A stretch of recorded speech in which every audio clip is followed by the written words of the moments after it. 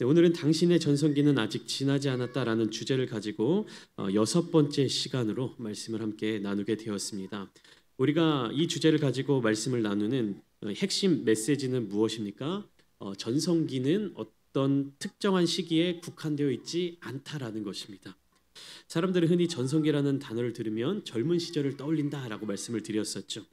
그러나 성경은 전혀 다른 시각을 보여주고 있다. 전혀 다른 시각으로 바라보고 있다. 그것이 무엇입니까? 단순히 젊음의 시기가 아니라 하나님께서 부르실 때 믿음으로 반응하는 그 순간이 전성기다라는 것이지요. 오늘 본문에 등장하는 여호수아와 갈렙 또한 하나님의 부르심에 대하여 믿음으로 응답했던 사람들이었습니다. 이들의 삶은요, 인간적인 눈으로 보았을 때 전성기와는 거리가 굉장히 멀었던 사람들이었습니다. 여러분, 이 구약 성경을 보면 출애굽기, 민수기, 신명기 그리고 여호수아서를 읽으시면서 이 여호수아와 갈렙이라고 하는 인물에 대해서 생각해 보신 적이 있으십니까? 이 두 사람은요, 어떤 사람이었습니까? 어디에서 태어났죠? 어디에서 태어났습니까? 아시죠? 아니, 어디에서 태어났냐면 제가 답을 알려드릴게요. 여러분, 애굽에서 태어났습니다. 애굽에서 태어난 사람들입니다. 그럼 애굽에서 태어나면서 어떠한 신분을 가지고 태어났습니까? 노예의 신분을 가지고 태어났죠. 애굽에서 노예로 태어나서 노예로 성장한 사람들이었습니다. 그리고 몇 살까지 애굽에서 노예로 살았냐? 40대, 50대의 나이까지 애굽에서 생활했던 사람들이었어요. 그러니까 그들의 탄생 신분, 출생 신분조차 노예였고 40년 내지 50년 이상의 삶을 애굽에서 노예로 살았던 사람들이었습니다. 여러분, 노예로 산다는 것은요, 배운 것도 없고 가진 것도 없고 자랑할 것도 없고 소유한 것도 없다라는 의미입니다. 더구나 그 늦은 나이 40대 50대의 나이에 애굽에서 나온 이후에 그들의 삶은 어땠습니까? 또 40년 동안 광야에서 정착하지 못한 채 방황하며 살았다라는 것입니다. 여러분, 우리가 인생의 삶을 살아가면서 40대 내지 50대라고 하면요, 어떠한 우리가 기대를 가지고 그 나이를 바라봅니까? 어느 정도 직업에 있어서도 어느 정도 경제적으로 있어서도 가장 안정기에 접어드는 시기다라는 기대감을 갖고 바라보지 않습니까? 물론 자녀들을 양육하거나 혹은 집을 산다거나 여러 가지 지출할 내용들이 많이 있기는 하지만 우리가 우리 시대의 50대의 나이를 보면 적어도 안정감을 가지고 살아갈 것이다라는 기대감을 가지고 바라보는 세대죠. 나도 40대가 되면, 나도 50대가 되면 어느 정도의 수준을 갖추며 살아갈 거야 라는 어떤 비전이라든지 그런 기대감을 가지고 살아가는 젊은 이들의 시선도 있고요. 그리고 노년의 시기를 보내면서 내가 지금 이 노년의 시기에 안정감을 갖게 된 그 때가 어느 때냐 돌아보면 40, 50대에 내가 얼마나 성실하게 살았느냐, 그 40, 50대의 시간 동안 내가 얼마나 많은 것들을 갖추었느냐에 따라서 노년의 이후의 시기와 방향성이 달라지게 된다라는 것을 우리가 생각하게 되죠. 그러면서 동시에 그 시기에 내가 무엇인가를 이루지 못했다라고 느껴질 때 큰 좌절감을 느끼게 되기도 합니다. 근데 여호수아와 갈렙의 삶을 보면요, 인생의 전반기에 이룬 것이 아무것도 없었습니다. 가진 것이 아무것도 없었습니다. 즉, 이 말은 무엇이냐? 이 사람들에게 있어서요, 인간적인 시선으로 바라봤을 때 전성기는요 전혀 있을 수가 없는 삶을 살았다라는 것입니다. 생각해 보십시오. 태어날 때부터 노예였습니다. 자라나는 과정도 노예였습니다. 애굽에서 탈출해 나왔을 때도 노예였습니다. 광야에서의 40년의 삶을 또 살아냈을 때 이들의 삶이 어땠겠습니까? 모세는 적어도 40살까지는 왕궁에서 교육을 받으면서 왕궁에서의 삶을 누리면서 살았던 사람이죠. 근데 여호수아와 갈렙은요, 태어났을 때부터 노예로서의 삶을 살 수밖에 없었던 것이었습니다. 그런데 우리의 인간적인 눈으로 바라봤을 때 전성기가 없었을 것 같은, 전혀 전성기를 누리지 못했을 것 같은 이 두 사람을 하나님께서 세워주시고 하나님께서 들어 사용하셨습니다.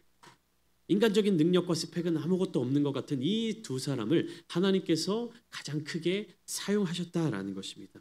그리고 성경은 오늘 본문의 고백이죠. 이 산지를 내게 주소서라는 이 선언, 갈렙의 선언을 통하여서 우리의 전성기가 언제 어디에서 어떻게 올 수 있는지를 분명하게 가르쳐주고 있는 것입니다.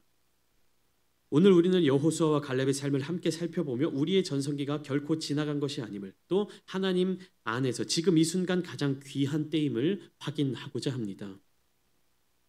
제가 말씀드렸던 것처럼 갈렙과 여호수아의 이 출신 배경만 살펴보면 전성기와는 거리가 멀었던 사람들이었죠.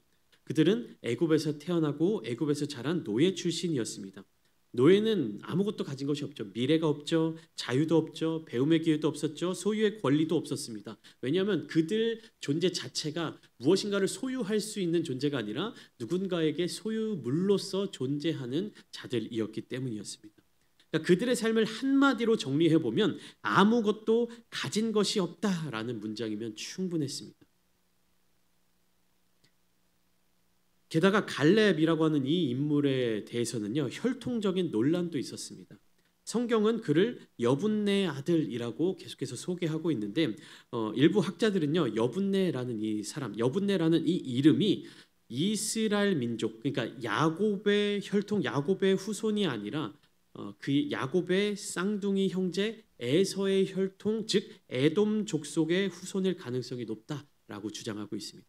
그러니까 이스라엘 민족이라고 하는 이 사람들은 어떤 사람들입니까? 야곱이 이스라엘이라는 이름을 받은 뒤에 그의 아들들, 12명의 아들들의 후손들, 즉 지파의 후손들로서 이루어진 나라가 이스라엘이죠. 근데 이 여분네라는 이름은 어디에 소속되어 있을 가능성이 높다라고 학자들이 연구하고 있냐면 야곱의 후손이 아니라 에서의 후손일 가능성이 높다. 그러니까 아브라함의 자손인 건 맞아요.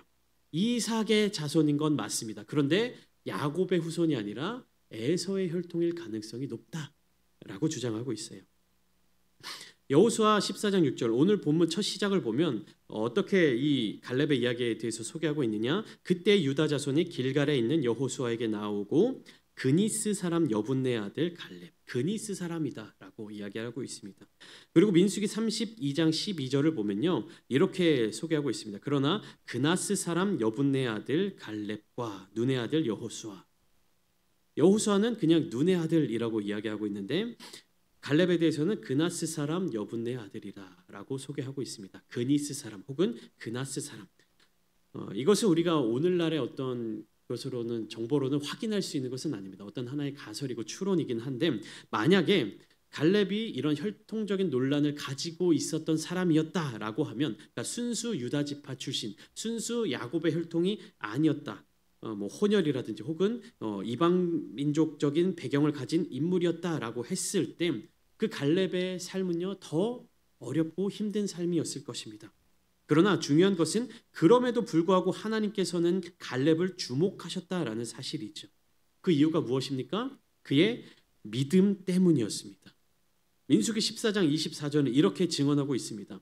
그러나 내 종 갈렙은 그 마음이 그들과 달라서 나를 온전히 따랐은즉 그가 갔던 땅으로 내가 그를 인도하여 드리리니 그의 자손이 그 땅을 차지하리라. 누가 말씀하신 겁니까? 하나님께서 직접 말씀하신 것이에요. 무엇이라고요? 내 종 갈렙이다. 나를 온전히 따랐다. 내가 그를 인도할 것이다. 하나님께서 분명하게 말씀해주고 계시는 것입니다. 갈렙의 진짜 배경은요, 노예 출신이라는 어떠한 그런 것, 혈통의 논란, 그런 것들이 아니었습니다. 하나님께서 보신 것은 그가 가진 다른 마음, 즉 믿음의 눈이었던 것입니다. 여러분, 오늘날 우리의 신앙생활 안에서도요, 갈렙과 같은 문제를 겪게 될 때가 많이 있습니다. 혈통적인 문제를 가질 때가 많이 있어요. 교회 안에서 나타나는 혈통적인 문제 무엇이 있습니까? 흔히 얘기하는 모태신앙이 신앙의 몇 번째 가문이다. 아버지 부모님이 신앙의 저거였다. 할아버지 할머니가 믿음의 무엇이었다. 이렇게 하는 신앙의 혈통, 모태신앙의 어떤 이러한 것들이 굉장히 자랑처럼 사용되기도 합니다. 신앙의 전통 있는 몇 대째 신앙생활을 하고 있는 가문이다라고 하는 것이 마치 믿음의 우월성을 보장해 주는 것처럼 여겨지기도 하고 있죠. 물론 그것은 귀한 유산이고 감사한 배경이 될 수는 있겠지만 그러나 그것이 내 믿음 자체를 대신해 줄 수는 없는 것이요. 그것만으로 내가 하나님 앞에서 어떠한 상급을 받을 수는 없습니다. 내가 믿음의 몇 번째 후손이다라고 하는 것이 나의 구원을 보장해 주는 것도 아니고요. 나의 상급을 보장해 주는 것도 아니고 내가 이 땅에서 삶을 살아가면서 복을 얻게 되는 것을 보장해 주는 어떤 부적과도 같은 것이 아니에요. 제가 지난 목요일에 우리 장로님과 함께 교단 국내 선교위원회에서 주최한 전도 박람회에 다녀왔습니다. 거기서 한 강사 목사님이 이런 말씀을 하셨습니다. 자기가 신앙의 4대째다. 자기는 가문의 4대째 신앙을 갖고 있고 손주들까지 포함하면 6대째 신앙의 어떤 가문을 이어가고 있다. 그러면서 신앙의 가문으로서 받은 복들에 대해서 간단하게 나누고 강의를 이어가셨는데 근데 제가 강의를 잘 들어보니까 그것은 신앙의 몇 대째를 이어가는 어떤 그런 가문이기 때문에 받은 복이 아니라 정말 그분들이 하나님 앞에서 철저하게 충성하고 정말 하나님 앞에서 믿음을 다하여서 헌신한 결과로 받은 복들이었어요. 그러니까 뭐 목사님은 신앙의 몇 번째 가문이다, 뭐 가문의 몇 대째다 이렇게 말씀을 하셨지만 그 목사님을 비롯한 그 가문에 소속되어 있는 어른들이 정말로 하나님 앞에서 목숨을 다하여서 충성했던 결과로 얻게 된 그 열매였다라는 사실을 알 수가 있었습니다. 우리가 신앙생활을 하다 보면 반대의 경우도 있죠. 신앙의 배경이 전혀 없는 사람들도 있습니다. 나도 모태신앙이 아니고 또 부모님이 교회에 다니신 것도 아니고 뭐 신앙의 전통도 없는 사람이라면 스스로를 위축시키는 경우도 많이 있습니다. 어떤 목사님들 중에서는요, 내가 신앙의 첫째라서 내가 신앙의 첫째 어떤 믿음의 시작점이라서 정말로 목회라든지 신앙생활에 어려움이라든지 억울함을 많이 겪었다라고 말씀하신 분들도 계셨습니다. 그러나 오늘 본문을 통해서 우리가 갈렙의 이야기를 통해서 깨달을 수 있는 것은 무엇이냐? 하나님은 혈통이나 배경이 아니라 믿음을 보신다라는 것입니다. 우리의 어떤 믿음의 배경이요 빽이 될 수는 없어요. 어떤 좋은 조건이 마련될 수 있는 좋은 환경이 마련될 수 있는 어떤 계기가 될 수는 있겠지만 그것 자체로 내가 무엇인가를 이룰 수는 없는 것입니다. 내가 가져야 될 것은요 내 믿음이에요. 내가 이루어야 될 것은요 내 믿음입니다. 내 부모의 믿음이 아니라 할아버지 할머니의 믿음이 아니라 나의 믿음을 갖추어 나가야 하는 것입니다. 내가 어떤 가문에서 나왔든지 하나님 앞에서 전심으로 따르기만 하면 그 순간부터 우리의 전성기는 시작되는 것입니다. 광야의 40년 시간, 이 시간은요 약속이 지연된 시간이었어요. 내가 너희에게 가나안 땅 약속의 땅을 주겠다라고 하나님께서 말씀하셨지만 이스라엘 자손들의 불순종으로 말미암아 의심으로 말미암아 그 약속이 이루어지는 시간이 40년 후로 미뤄진 것입니다. 민수기 13장을 보면 이스라엘 자손들이 가나안 땅을 정탐하는 사건이 등장하고 있죠. 시기적으로 보면 이스라엘 자손들이 애굽 땅에서 나온 지 약 2년 정도 되는 시간이었습니다. 이제 그 땅이 우리 눈앞에 보이게 되었어요. 들어가기만 하면 되는 것입니다. 그러나 여호수아와 갈렙을 제외한 10명의 정탐꾼들이 그 땅을 보고 와서 믿음 없는 고백을 합니다. 우리는 저 땅에 들어가지 못할 거예요. 우리는 저들을 이기지 못할 거예요. 우리가 볼 때에도 저들 앞에 우리는 메뚜기와 같은데 저들이 우리를 볼 때 얼마나 가소롭게 여기겠느냐. 우리는 결코 저들을 이길 수 없다라는 이러한 믿음 없는 고백으로 말미암아 이스라엘 자손들이 어떠한 태도를 갖게 되었습니까? 원망 가득한 말을 내뱉기 시작했습니다. 모세와 아론을 원망하고 하나님을 원망하고 애굽으로 돌아가자라는 소리들이 높아지기 시작했습니다. 이러한 믿음 없는 모습들을 바라보신 하나님의 마음이 얼마나 슬펐겠습니까? 그래서 하나님의 진노하심으로 말미암아 이스라엘 자손들은요 40년간 광야에서 방황하는 삶을 살아야만 했습니다. 눈앞에 약속의 땅이 있는데 들어가기만 하면 되는데 38년 동안을 더 광야에서의 삶을 살아야만 했던 것이죠. 여러분 여호수아와 갈렙의 입장에서 보면요 굉장히 억울하고 화가 날 만한 상황이었습니다. 들어가서 취하기만 하면 그 약속에 취하기만 하면 되는 그 약속의 땅을 눈앞에 두고 광야를 방황하며 늙어가야만 했습니다. 인간적으로 보면 억울한 세월이고 허비된 시간처럼 보입니다. 그러나 하나님은요 그 시간마저도 훈련의 장으로 사용하셔서 이 믿음의 두 사람을 하나님의 거룩한 군대로 키워 나가셨던 것이죠. 애굽 땅을 나올 때 갈렙의 나이는 40세였습니다. 여호수아의 나이는 정확하게 나오진 않았지만 그래도 한 50대 중반, 40대 후반에서 50대 중반 정도의 나이로 보고 있습니다. 이 4, 50대 인생의 어떤 가장 전성기, 이제는 좀 편안한 삶을 누릴 수 있을 것이다라는 기대감을 가진 그 나이에 새로운 광야에서의 삶이 시작되었어요. 얼마나 이 믿음이 흔들릴 수 있고 원망이 나올 수 있을 만한 상황입니까? 그러나 여호수아와 갈렙은요, 억울함에 빠져 있지 않았습니다. 여전히 하나님을 향한 신실한 믿음을 가지고 광야의 삶을 살아갔습니다. 여호수아는 모세의 수종자로서 40년 동안 모세의 뒤에서 배우며 준비했습니다. 갈렙은 민족과 함께 광야를 걸으며 하나님의 약속을 붙들고 믿음을 키워나갔습니다. 그리고 40여 년이 지난 이후에 그들은 마침내 약속의 땅에 들어가게 되었습니다. 출애굽한 수십만 명의 이스라엘 자손들 중에 단 두 사람, 여호수아와 갈렙만이 가나안 땅에 들어가게 되었던 것입니다. 사랑하는 성도 여러분, 때로 우리의 삶도 이와 같습니다. 내가 원한 때는 아니지만 정말로 나에게 있어서 절실하게 필요한 때, 정말로 나의 인생에 있어서 지금 이 순간 이거를 이루어야 하는 그때 하나님께서 이루어 주시지 않는 것처럼 느껴질 때가 많이 있습니다. 하나님이 주시는 때를 기다려야 하는 시기가 찾아오기도 합니다. 사람들은 그것을 지연이다라고 부르고 낭비다라고 부를 수 있지만 하나님은요, 그것을 훈련이라고 부르십니다.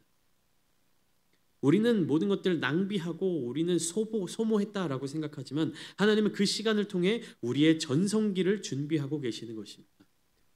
여러분, 인간적인 세상적인 기준으로 보면요, 이 1년, 2년, 3년, 39년, 40년의 시간은요, 그 시간을 통해서 우리가 이룰 수 있는 것들이 너무나도 많다라고 우리에게 이야기합니다. 시간을 낭비하는 것, 여러분, 시간은 금이다, 시간은 돈이다 라는 이야기 많이들 들어보셨죠? 이 복리의 마법이라는 이 개념이 있습니다.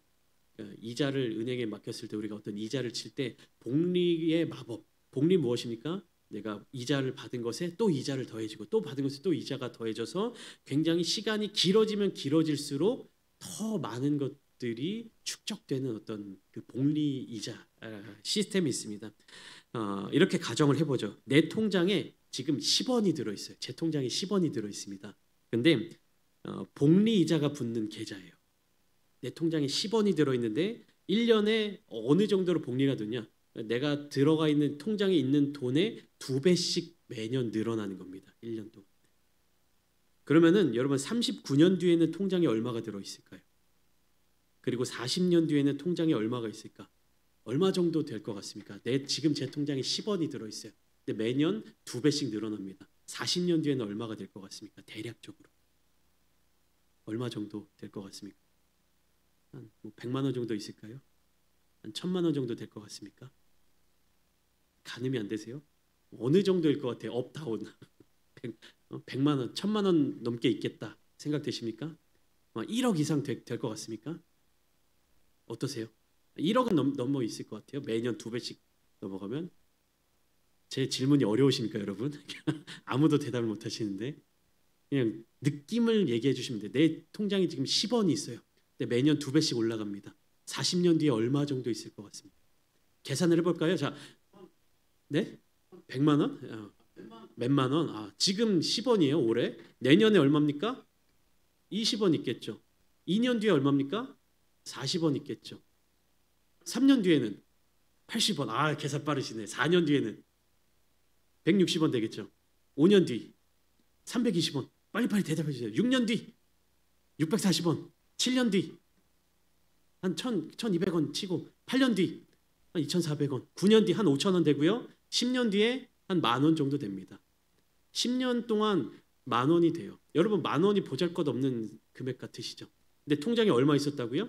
10원 있었어요. 1000배가 늘어난 겁니다. 10년 만에 1000배가 늘어났어요. 10년의 세월 동안 복리로 들어가면 2배로 들어가면. 제가 이걸 너무 길게 지금 설명을 여러분들이 대답을 안 하시니까 자꾸 길어지잖아요. 자, 1년부터 10년까지 1000배가 늘었습니다. 그럼 11년부터 20년의 시간 동안에 또 몇 배가 늘까요? 1000배 늡니다. 20년 되면요 1000만 원 돼요. 21년부터 30년까지 어떻게 될까요? 또 1000배 됩니다. 1000배면 얼마야? 100억인가요? 100억 됩니다. 30년이 되면요 10원이 100억이 돼요. 40년이 되면 얼마 되는지 아십니까? 39년이 되면 얼마 되는지 아십니까? 5조 5천억이 됩니다. 40년에는 얼마가 되는지 아십니까? 11조 원이 됩니다.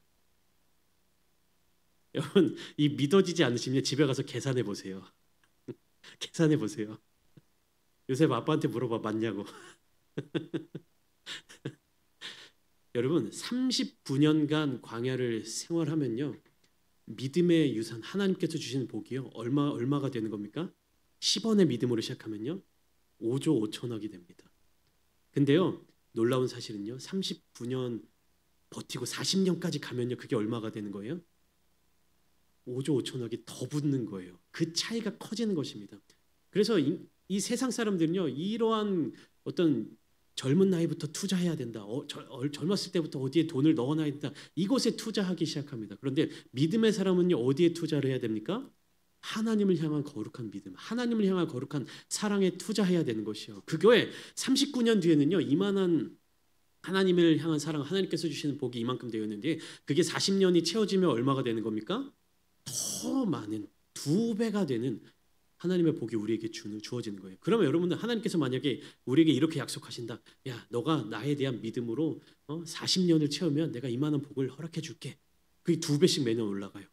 그럼 우리는 어떻게 하겠습니까? 10년만 하나님을 향한 그 믿음을 지켜나가시겠습니까? 10년 뒤에는 얼마요? 10,000원이요. 20년만 이렇게 참으시겠습니까? 20년 뒤에 얼마요? 1,000,000원이요. 30년 동안 하나님을 향한 믿음을 지켜나가시겠습니까? 그러면 한 100억 받습니다. 돈이 아니라 하나님을 향한 어떤 믿음의 은혜를. 여호수아와 갈렙은요 40년의 광야 시간까지도 변함없이 하나님을 향한 믿음과 신뢰를 가지고 나아갔던 것이. 그러니까 어떻게 합니까? 매년 하나님의 복이 쌓이고 하나님의 손길이 그들을 붙잡아주고 하나님의 사랑이 그들을 향해서 끝없이 부어지게 되는 것입니다. 여러분 세상적인 기준의 어떠한 부와 능력과 명예를 쌓으려고 노력하지 마십시오. 하나님을 향한 믿음의 사랑의 복리를 누리시기 바랍니다. 갈렙의 전성기가 그때 찾아오게 된 것이에요. 40년의 시간이 지났는데. 여호수아 14장 오늘 본문 11절과 12절 말씀을 보시면 갈렙의 믿음의 고백이 이렇게 나타나고 있습니다. 우리 함께 11절 12절 말씀 함께 읽어보겠습니다. 시작. 모세가 나를 보내던 날과 같이 오늘도 내가 여전히 강건하니 내 힘이 그때나 지금이나 같아서 싸움에나 출입에 감당할 수 있으니 그날에 여호와께서 말씀하신 이 산지를 지금 내게 주소서. 네, 여기까지 읽어보겠습니다.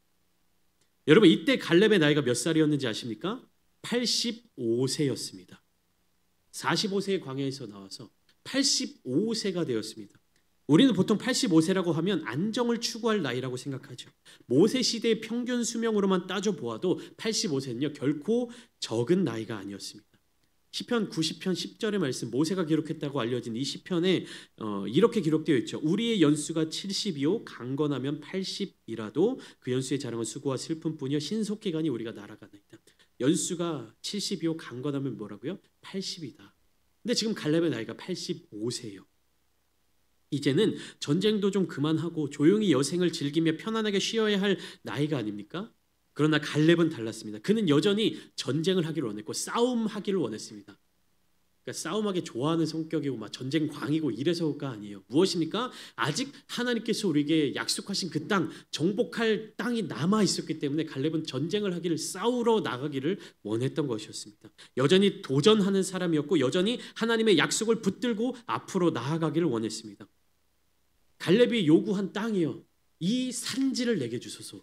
평야도 아니었습니다. 평평한 평지도 아니었습니다. 이미 정복한 땅도 아니었습니다. 가장 험난한 산지, 여전히 기골이 장대한 아낙 자손들이 털을 잡고 머물러 있던 땅이었습니다. 그러나 갈렙은 말합니다. 12절 후반부이죠. 여호와께서 나와 함께 하시면 내가 여호와께서 말씀하신 대로 그들을 쫓아내리이다. 하나님께서 말씀하신 것을 믿는 믿음, 하나님께서 말씀하시는 대로 충성하는 믿음이 갈렙에게 있었던 것이었죠. 믿음의 사람들에게 전성기는요 안주하고 머물러 있는 시기가 아니라 도전의 시기인 것입니다. 믿음은 우리를 안락한 자리로 몰아넣는 것이 아니라 하나님의 약속을 향하여서 계속 앞으로 나아가도록 만드는 것입니다. 사랑하는 성도 여러분, 우리의 전성에는요, 편안히 쉬는 때가 아니라 믿음으로 싸우고 도전하는 때임을 잊지 마시기 바랍니다. 계속해서 나아가는 시기임을 잊지 마시기 바랍니다. 저는 오늘 너무나도 지난주도 그렇고 오늘도 너무나도 참 아름다운 모습이에요. 우리 장로님 70세가 넘으신다. 여전히 특성으로서 하나님께 찬양하고 하나님께 영광을 돌리고 여전히 노래할 수 있다라는 것. 노래를 잘하고 못하고를 떠나서 여전히 하나님 앞에서 찬양할 수 있다는 것이 얼마나 아름다운 모습입니까? 여호수아와 갈렙과 같은 이 모습, 두 사람 모두 하나님 앞에서 신실한 믿음의 사람이었습니다. 그리고 각각의 자리에서 하나님께서 주신 그 사명을 감당하는 사람들이었습니다. 하나님께서 주신 복은 동일했지만 그 복이 나타나는 모습이 달랐던 것이요. 하나님께서 주신 사명, 하나님께서 주신 그 역할이 달랐지만 두 사람 모두 그 역할에 충실한 모습으로 삶을 살아냈다라는 것이었죠. 여호수아는 어떠한 삶을 살았습니까? 모세의 뒤를 이어서 이스라엘 민족 전체를 이끄는 지도자가 되었습니다. 민족적 리더가 되었던 것이죠. 그에게는 공동체를 향한 하나님의 사명이 주어졌던 것입니다. 반면 갈렙은 민족적 지도자의 자리에 오르지는 않았습니다. 그러나 그는 자신의 자리에서 믿음을 끝까지 지켰고 하나님께서 약속하신 땅을 직접 차지하는 복을 누리게 되었다는 것이죠. 이 두 사람은요, 다른 길을 걸었던 것처럼 보이지만 동일한 길을 걸었던 것이에요. 무엇입니까? 말씀에 충성하는 길, 하나님의 말씀을 믿는 길, 하나님의 약속을 붙드는 걸음을 걸었던 것입니다. 전성기는요, 리더에게만 주어지는 특권이 아니에요. 공동체를 이끄는 지도자에게만 주어지는 것이 아닙니다. 공동체를 이끄는 여호수아와 같은 사람이든 갈렙과 같은 개인의 자리에서 충성하는 자이든 믿음으로 사명을 감당할 때 하나님은 그 순간을 전성기로 바꾸어 주시고 끝없는 은혜와 복을 주시는 것입니다.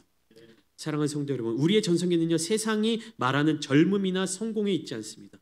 우리의 전성기는 하나님께서 부르실 때 믿음으로 응답하는 그 순간에 있습니다. 여호수아와 갈렙은 노예 출신이었지만 아무것도 가진 것이 없는 사람들이었지만 믿음으로 하나님만을 붙들었습니다. 그들의 삶은 40년이 늦춰지는 것 같았지만 오히려 그 40년의 시간 동안 하나님께서 준비하신 복리의 은혜가 축적된 시간이었습니다. 그리고 갈렙의 나이 85세, 그는 하나님의 말씀을 끝까지 붙들며 하나님을 향한 신뢰를 가지고 도전을 선택하며 전성기를 이어갔습니다. 여호수아는 공동체의 지도자로서, 갈렙은 개인의 고백자로서 각자의 자리에서 하나님께 충성하며 전성기를 이루어갔던 것이죠. 오늘 우리의 삶도 마찬가지입니다. 사랑하는 성도 여러분, 나는 이미 너무 늦었다라고 생각 드십니까? 하나님 안에서는요, 지금이 전성기입니다. 나는 가진 것이 아무것도 없다라고 느껴지십니까? 하나님은 배경이 아니라 믿음을 보시는 분이십니다. 나는 이제 더 이상 일할 수 없어 편안히 쉬고 싶다라고 생각이 드십니까? 믿음은 도전할 때 더 빛나는 것입니다. 오늘 이 자리에서 하나님 앞에 이렇게 고백하시기 바랍니다. 주님, 이 산지를 내게 주소서. 내 삶의 자리에서, 우리 가정에서, 우리 교회에서 믿음으로 도전하게 하시고 하나님 안에서 지금이 전성기임을 깨닫고 누리며 살아가게 하여 주시옵소서. 우리 13절부터 15절까지, 본문 13절부터 15절까지 말씀을 함께 읽으신 뒤에 기도의 자리로 나아가기를 소망합니다. 13절부터 15절까지 믿음으로 함께 선포하겠습니다. 시작.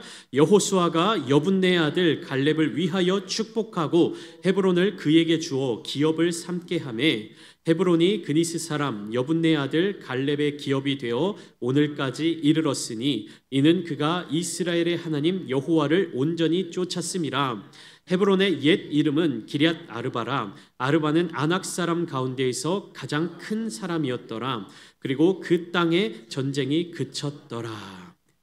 믿음의 두 사람이 함께 이야기하는 거예요. 여호수아가 갈렙을 축복하고 있습니다. 갈렙이 여호수아에게 말합니다. 내가 이 산지를 취하겠습니다. 이 산지를 내가 차지하겠습니다. 결말이 나타나고 있죠. 아르바는 아낙 사람 가운데서 가장 큰 사람이었어요. 그러나 갈렙이 그 땅을 정복하고 그 땅을 차지하게 되었습니다. 사랑하는 성도 여러분, 믿음을 가지고 나아가십시오.